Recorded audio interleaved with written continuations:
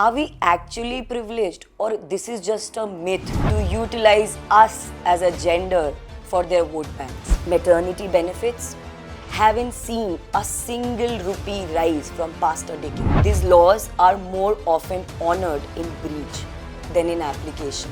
These instances highlight the multifaceted challenges faced by women in politics and in public life in India.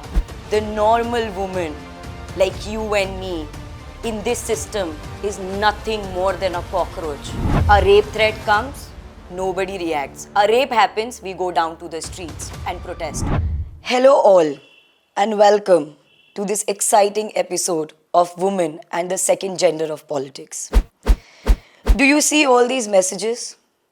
This is a kind of love that I have received when I decided to speak about the system that I live in, about the government that is supposed to be my protector, about the leaders, those who are supposed to be working for my well-being.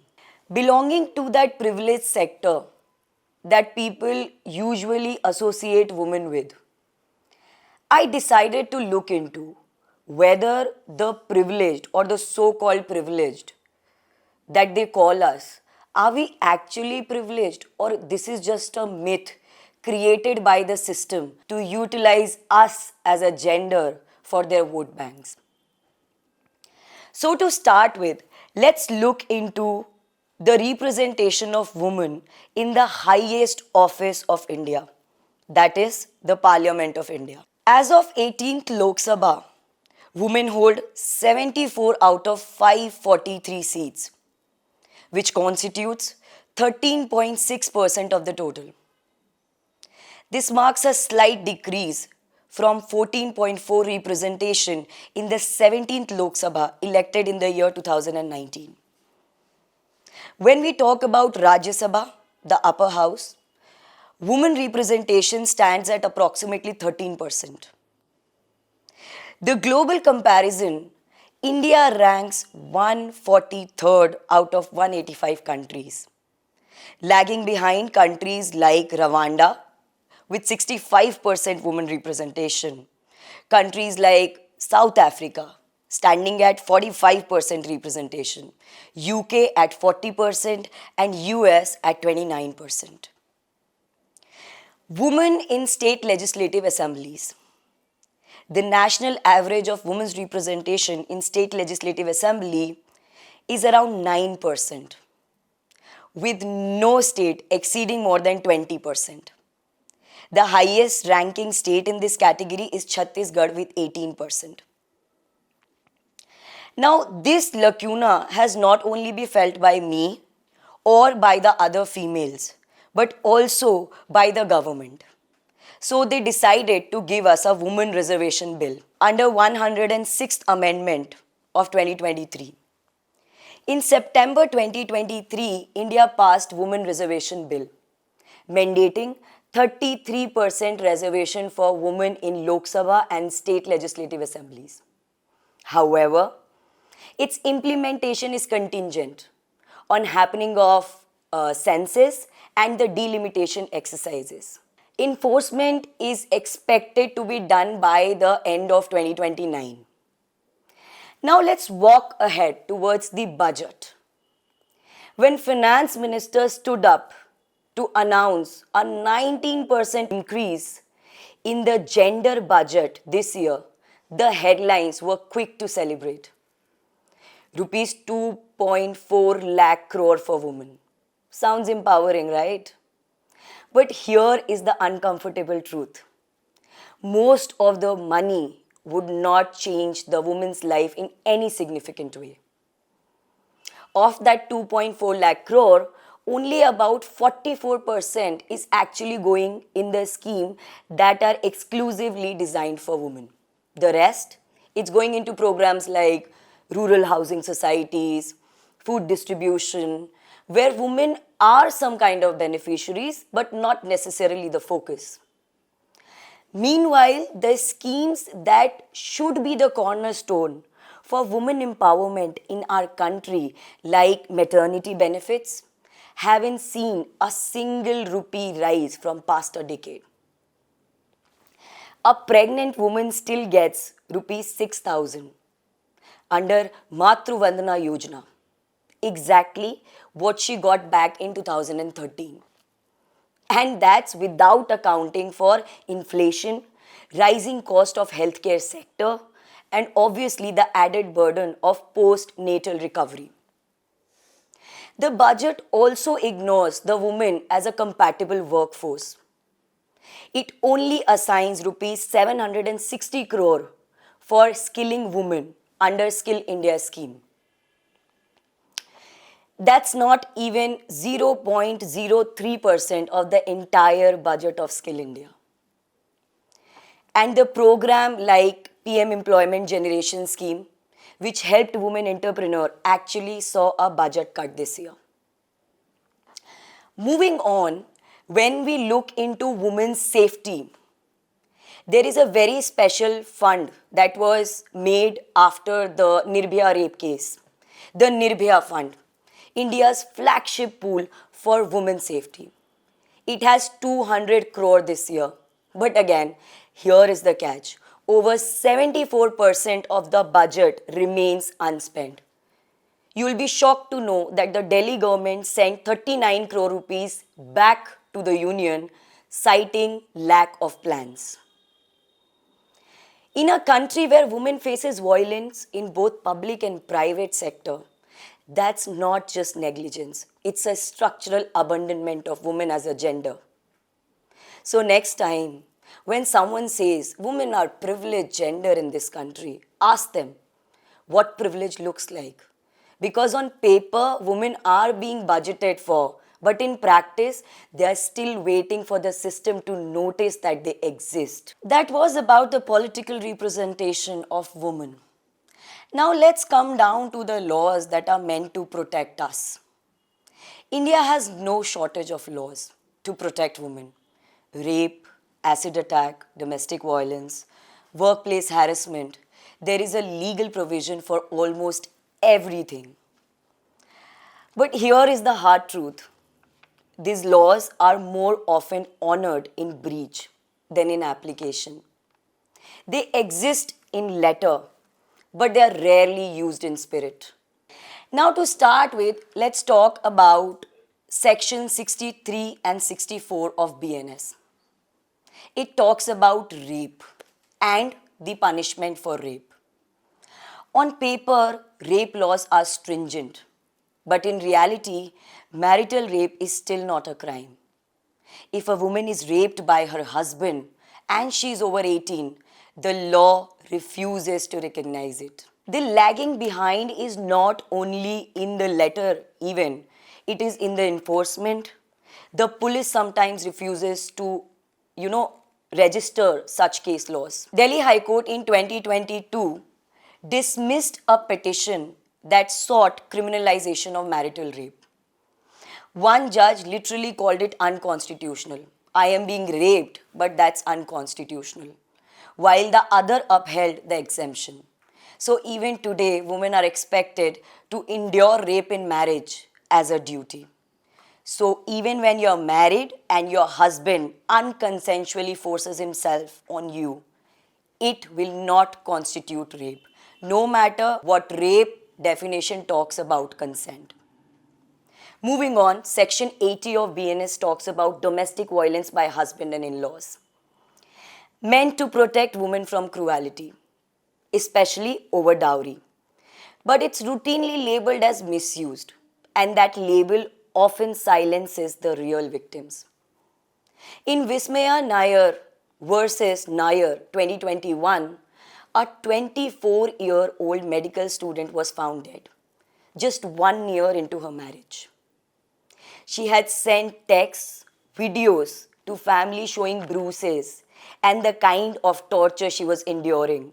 Despite Section 80 of BNS being in place, no one acted in time. She died, but the law was available. No complaint, nothing. No action, no enforcement. And that's when they say that the law is being misused by a woman. Moving on, Section 78 of BNS talks about stalking. On record, stalking is a criminal offense. But in reality, complaints are laughed off in most of the cases until it's too late. Looking at the case of Sandhya Singh, a 19-year-old residing in Mumbai, a college student, she was stabbed 23 times in broad daylight by a stalker, a man who had been stalking her for months. Her family had complained multiple times, but the police never registered an FIR. The law was there, nobody used it. No enforcement at all. Even the enforcement agencies refused to consider the law as law and respect the law. Moving ahead, let's talk about section 124 of BNS that talks about acid attack. Strict laws, harsher punishment, but acid is still sold easily. The survivors are still begging for surgeries. In 2005, Lakshmi Agrawal's case, it led to a ban on acid worldwide in retail sectors. But in 2023, a 17-year-old girl in Delhi was attacked with acid that was ordered online. Bans exist, enforcement doesn't. Moving on, let's talk about section 74 of BNS, outraging the modesty of the woman. One more vague law that exists where modesty is subjected or is subjective to the judge's interpretation. Recently, Allahabad High Court said that even, using or stretching the strings of the pajama it cannot be considered as outraging the modesty of the woman or does not amount to sexual assault.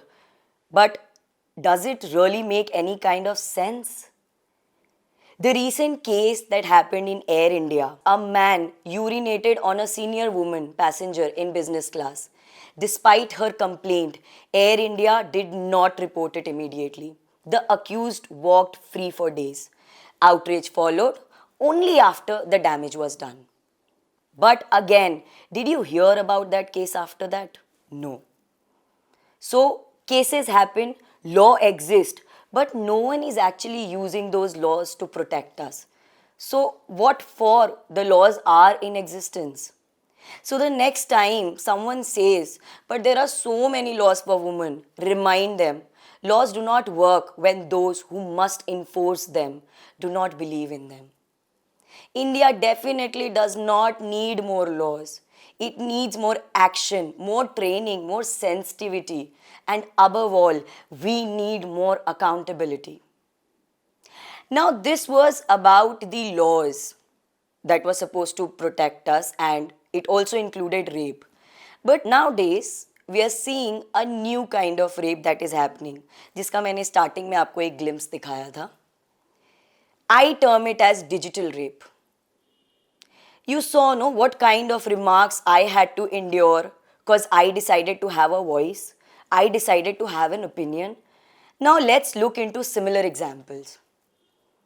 Recently, Himanshi Narwal, a widow of Navy officer killed in Pahalgam attack, 2025. After her husband, Lieutenant Vinay Narwal, was killed in a terror attack in Pahalgam, Himanshi Narwal appealed for peace, urged people to not to target Muslims and Kashmiris. Her compassionate stance led to a barrage of online abuse, including sexist and communal slurs.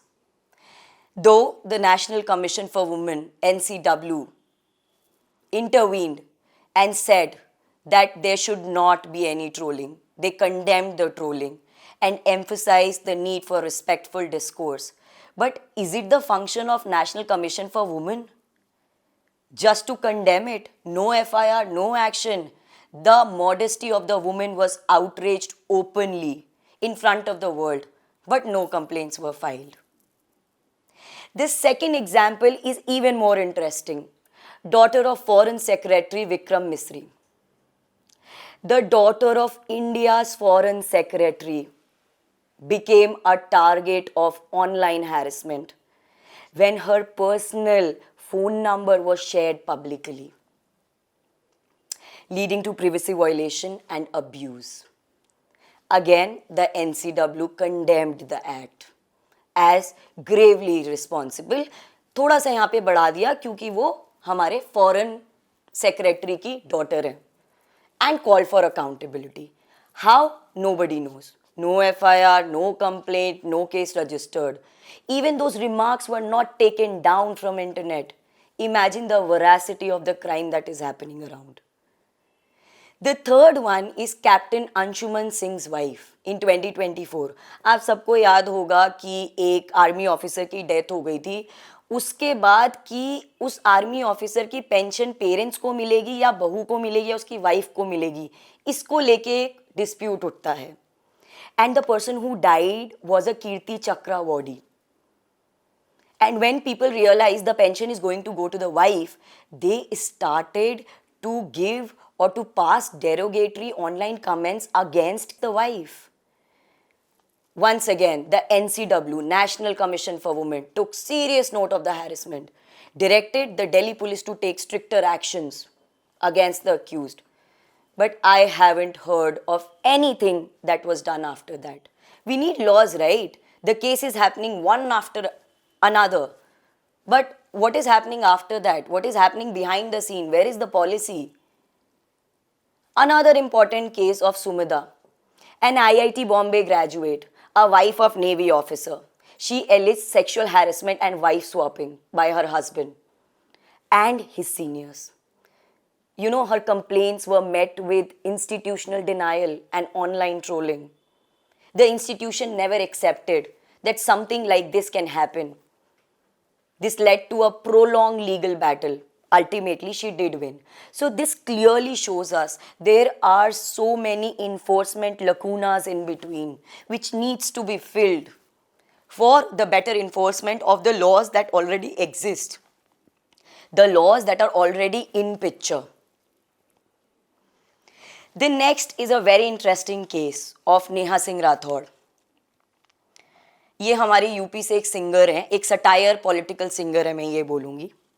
In a disturbing reflection of the perils faced by this outspoken woman in India and Indian digital landscape, folk singer Neha Singh Rathod became the target of intense online harassment following her critical social media post about the government's handling of Pahalgam terrorist attack. While the FIR filed against her for allegedly making provocative statements garnered a significant media attention, the subsequent online abuse she endured was equally alarming.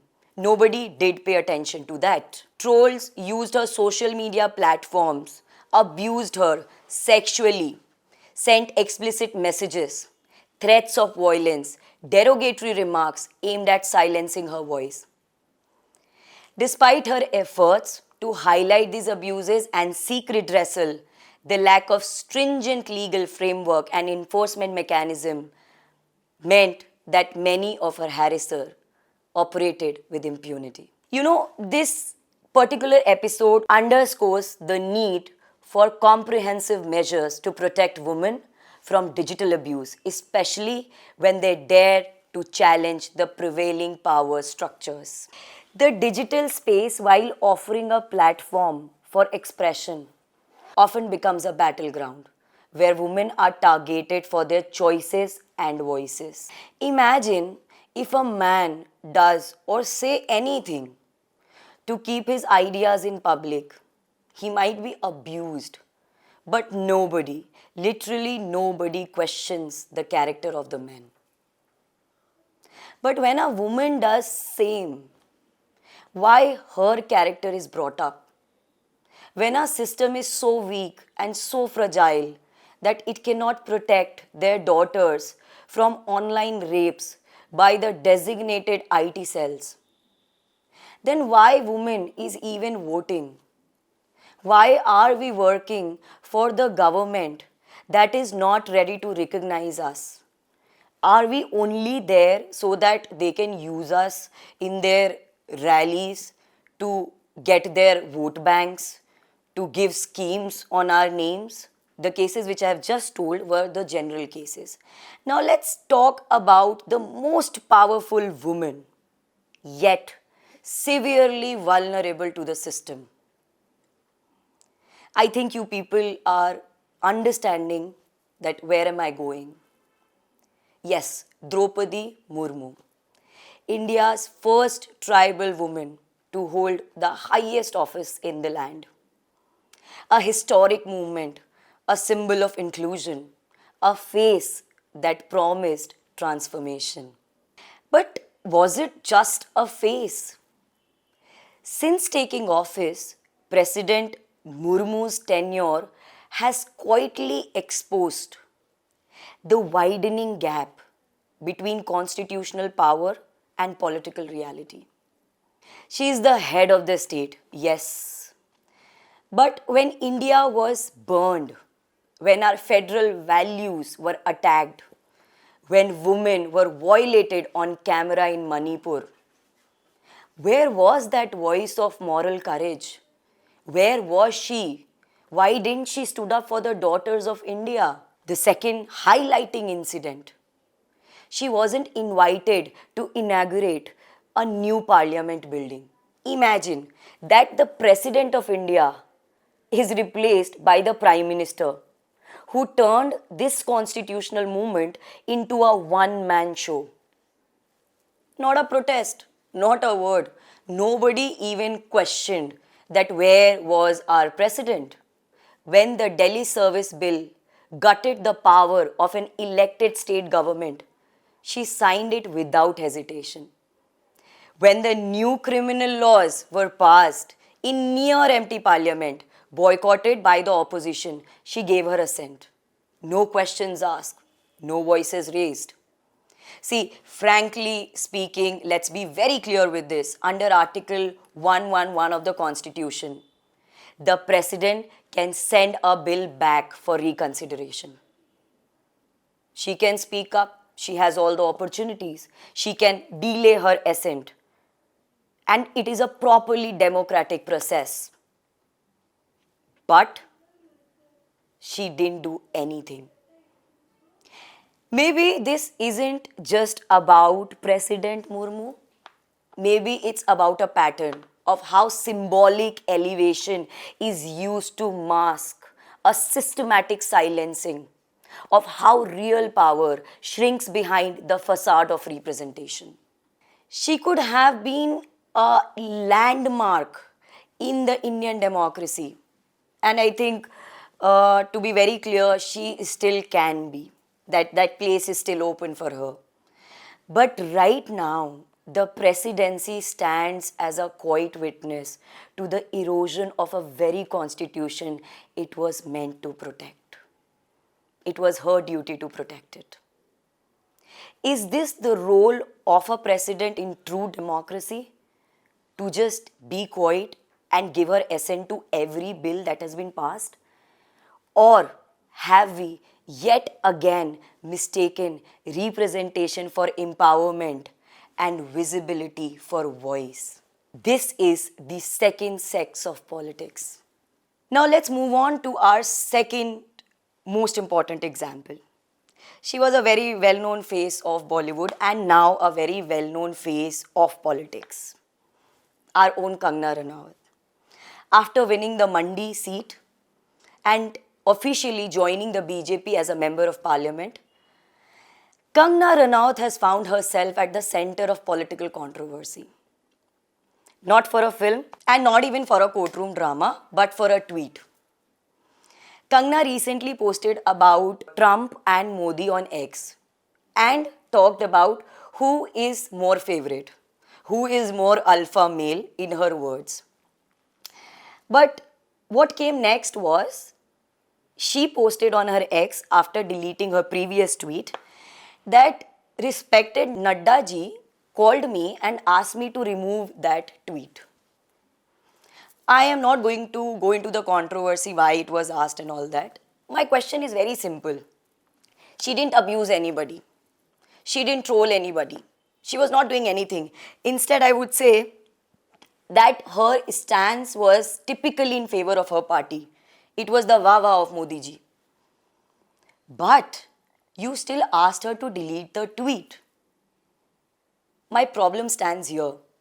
When the normal members of BJP, the IT, the designated IT cells, the accounts of BJP, the gundas who post irrelevant disrespectful tweets about females, disrespecting them.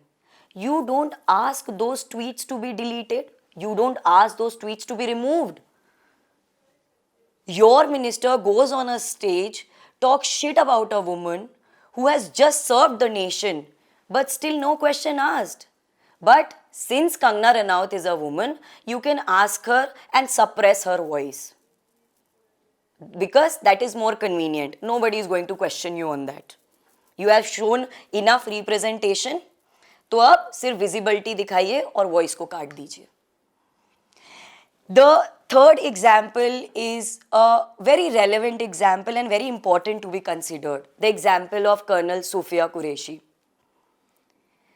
A distinguished army officer was subjected to derogatory comments by a BJP minister. Our National Commission for Women again came and condemned the remarks, emphasizing the need to uphold respect for women in armed forces. But what exactly happened? Nothing. The Madhya Pradesh High Court had to take a suo motu cognizance of the case and asked the police to file a FIR against that particular minister. Then also the FIR was not filed until or unless the Supreme Court came into picture and directed the police to file that particular FIR. These are not few examples. The next one is Priyanka Chaturvedi. Threats and character assassinations. Priyanka Chaturvedi, a Shiv Sena politician, has even faced rape threats against herself, her daughter. She faced online stalking, rumors about her personal life.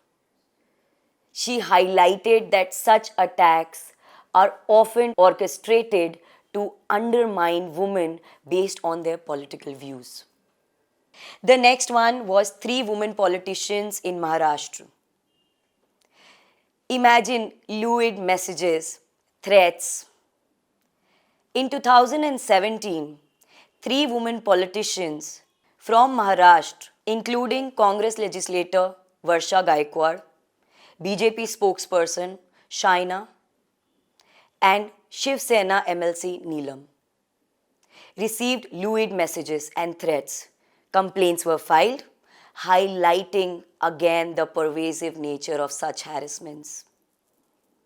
But in reality, nothing did happen. Looking at a study by Amnesty International, it revealed that Indian women politicians received nearly 100 abusive tweets daily during Lok Sabha elections. The abuse included threats of physical and sexual violence, caste or religious slurs, and sexist discriminative statements. Now, recently, in a very telling display of symbolic tokenism, the government proudly showcased Colonel Sufia Qureshi, I have also mentioned her previously, as a face of Operation Sindoor, hailing her leadership as a mark of gender progress in armed forces.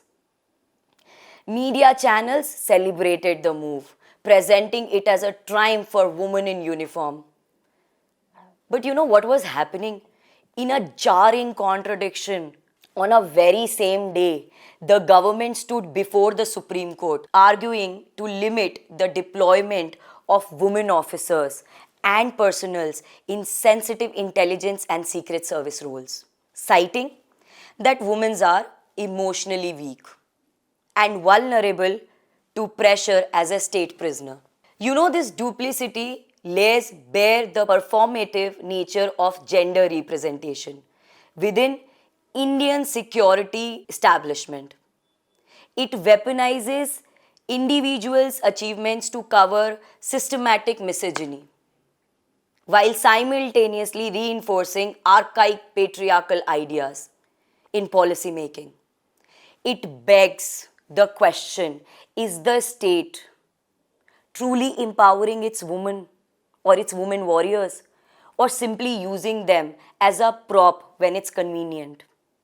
These instances highlight the multifaceted challenges faced by women in politics and in public life in India, emphasizing the need for systematic changes to ensure their safety and their dignity. This is the condition of women who are the part of the system. Now you decide yourself. The normal females like you and me, the normal woman like you and me in this system is nothing more than a cockroach. We can be walked all over by anybody, and trust me, nobody is going to come to your help. A rape threat comes, nobody reacts. A rape happens, we go down to the streets and protest. But where is the enforcement? Where is the policy making? Where are the changes? We're still asking, but nothing is happening. So next time, when you vote for yourself. You do not vote for your husband's choice, for your father's choice, for your brother's choice, but for yourself. When they come to seek your vote, ask them, how would you ensure my safety? How are you planning to provide me good life with basic human dignity? How would you help me seek justice without being humiliated? How would you help me to have equal say in letter as well as in spirit? How would you ensure that I am able to uplift myself? I do not want free ration. I want that capability to earn that ration, feed myself and also the people underprivileged, who are poor. Ask them, how would you ensure policies framed for my upliftment should have my concerns, not of a male member sitting in parliament deciding on what women want? So next time when they come, ask them, how do you make sure that I would be not only heard but be respected for my opinion, my views, my concerns? How would you make sure that I am not judged when I visit a police station wearing anything of my choice to file a complaint? Ask them, how would you make sure that I won't be judged by the judges who are there to give me justice when I am responsibly drunk and an offense is being committed? How would you make sure that my opportunities should not be based on my gender? Ask them clearly and loudly. How would you make sure that if I have a seat in parliament, I will be called by my name, not by my husband's name, not at least by the Speaker of the House? I am no more up for these fake promises. And I think we as a gender should not be up for these fake promises. This is my country too, and I am not up for these unwarranted judgments. This is my country too, irrespective of my gender.